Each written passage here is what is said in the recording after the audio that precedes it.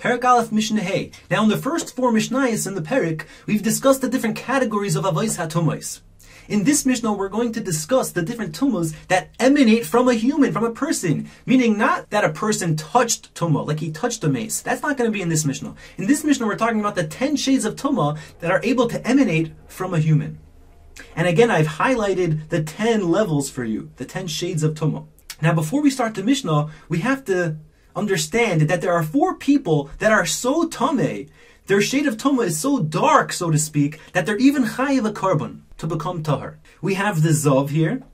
Now a zav is a man who had that unusual discharge called zivus, and when he has 2 discharges of zivus, he becomes a zav. But he's not chayiv in a carbon yet. Unless he has 3 discharges in a span of 3 days, then he becomes what's called a zav gomer, and he's chayiv in a carbon. The zava, remember, is a woman who became a nida, and then 8 days after she became a nida, through day 18, if she saw dam, if she discharged dam from day 8 to day 18, she becomes a zava. But if she discharges dam 3 consecutive days during this 11-day period, from day 8 to day 18, she becomes what's called a zava gedola, and she's chayiv a carbon. This is a woman who gave birth, and a mitzayra is someone with tsaras, but a confirmed state of tsaras. A mitzayra muchlit. It was confirmed by a kohen that he has tsaras. Now again, these 4 people, they need to bring a carbon, and there's a process for them to become tahar, which finishes with them bringing the carbon. So we have this zav here, who wants to become tahar. Now one box that he has to check before he becomes tahar is obviously he has to go in a mikvah. Actually, I take that back. A zav, interestingly, has to go in a mayan, which is a living spring. It's not sufficient for him to dunk in a mikvah. Most tameh people can just dip in a mikvah, though. Then, you see, people think that after you dip in a mikvah, you become tahar. That's not really true. You have to have patience until what's called Herav Shemesh.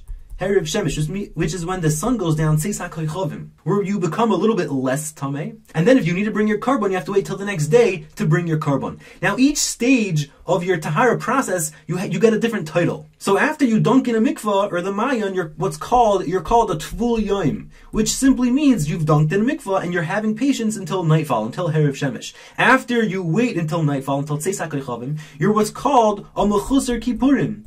A mechusar Kippurim, which means you're lacking atonement because you haven't brought your carbon yet. If you're one of the Arba Mechusrei Karpara, if you're one of the 4 people that need to bring a carbon, then you have to wait till the next day to bring your carbon, and then you're completely tar. And again, the farther you are from bringing that carbon, the more tameh you are, and that bears certain consequences. Now imagine the Teful Yom becomes a little bit more tameh because he becomes a Baal Keri, which means he had a discharge of Shichvas Zera, and he became a Baal Keri. Then he's a little bit more tameh. Then after he became a Baal Keri, he became a boil nida, which means he had tashmish with a nida. Then he became even more tameh. Then he became a zav, but he became a zav who had beis riyus, who had 2 sightings of zivus. Then he becomes even more tameh. And then if he had 3 discharges, gimel riyus of zivus, and he became a zav who's chayiv in a carbon, he's become even more tameh. So again, we have 6 levels of tumah that emanate from a person on this chart. Now the mechusar kippurim, the one who just needs to bring his carbon, he's on the brink of tahara, and therefore he has the least of the consequences. The only thing that he can't do is that he can't eat kodesh. He can't eat kochim, karbonis. The tevul yoim, which hasn't waited until sundown yet, not only could he not eat kochim, but he can't even eat truma. The kohanim need to wait until tzeis HaKoichavim to eat their truma. If he became even more tameh, he became a Baal Keri, then he not only can't eat kodesh or truma, he can't even eat ma'aser sheni. Ma'aser sheni.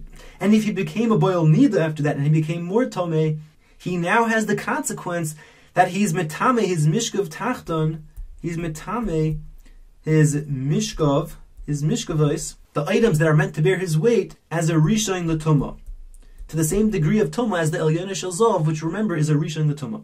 That's his consequence. Now if he became even more tameh and became a zav who had 2 sightings of zivus, then he's metameh his mishkavos u'moishavos to become an av hatumah. Meaning they're not only a rishon like the Baal Nidas, he makes his mishkavos u'moishavos into an av hatumah, and he needs to dip into a mayan, a live spring, to become tahar. If he then becomes a zav gomer by saying 3 re'iyas of zivus, then he has to bring a carbon. So these are the 6 levels of tumah that emanate from a person and their respective consequence. So let's read that inside. Eser tumahs, there are 10 shades of tumah that are parshus min adam, that emanate from a person. You have the mechusar kippurim, someone who's lacking atonement because he hasn't brought his carbon yet. He's also b'kodesh. He can't eat kodshim, umutter b'truma u'b'maiser, but he still could eat truma and maiser sheni. Chazer liya is tvul yom. If he returns to become a tvul yom, meaning he's dipped in a mikvah, but he still has to wait until Herav Shemesh, until it says. So he's also b'kodesh. He can't eat kodshim u'b'truma or truma umutter b'maiser, but he's still mutter to eat maiser sheni.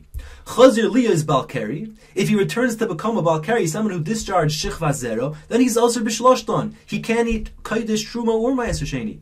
Chazar liya is boel nida. If he returns to become someone who attachments with a nida, then he's mitame mishkav tachton. He's transmits tumah to his bottommost sheet, his bottommost mishkav ke'elyon. And this is a fragmented sentence. It means to say ke'elyono shel zov, like the items that are on top of a zov, which have the tumah status of a rishon. The baal nida is mitame his mishkav v'sumayshavas under him to that status of a rishon. The next shade is Chazar Lihiyos Zov Sherosh De'erius. If he returns to become a Zov who saw 2 Re'iyas of Zivos, again, this person had a very hard day. Look at all these things that are happening to him. So he's Metame Mishkav U'Moishav. Now he's Metame all his Mishkavais U'Moishavais, and they become an Avatuma, not just a Rishon. Vitzorach Bias Mayim Chaim, and he needs to dunk into a Mayim Chaim, a live spring. U'Poter Mina Carbon, but he's still exempt from a carbon until he's Ra'ah Sholosh. If he sees 3 discharges of Zivos, then he's Chayiv b'Carbon. Then he's Chayiv to bring a carbon. So here are the first 6 shades of tumah that emanate from a person and their respective consequence. Now you read these 6 steps before we go on to the next 4.